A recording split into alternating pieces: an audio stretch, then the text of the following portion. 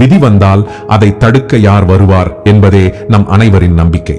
ஆனால் உண்மையான தத்துவம் என்னவென்றால், நெற்றியில் திருநீரும் மனதில் சிவனும் இருந்தால் யார் நம்மை தொட முடியும்? அப்படியாகவே மார்க்கண்டேயனுக்கு விதிப்படி ஆயுள் 16 ஆண்டுகள் என தீர்மானிக்கப்பட்டிருந்தது. அந்த நாள் நெருங்க யமன் உயிரை பறிக்க வந்தான். பயந்த மார்க்கண்டேயன் திருநீறு பூசி சிவலிங்கத்தை இறுக பற்றிக் கொண்டான். அந்த நேரத்தில் யமன் கடமையை செய்ய அவன் அருகில் வந்தான். சிவபெருமான் உடனே யமனை காலால் மிதித்து தள்ளினார். அந்த தருணம் யமனுக்கும் ஒரு பாடம் கற்பித்தது. அதன்பின் சிவபெருமான் தனது தூதர்களிடம் கட்டளை பிறப்பித்தார். நெற்றியில் திருநீறு பூசியவர்களும் சிவநாமம் சொல்லிக் கொண்டிருப்பவர்களும் இருந்தால் அவர்களை விலகி செல்லுங்கள்.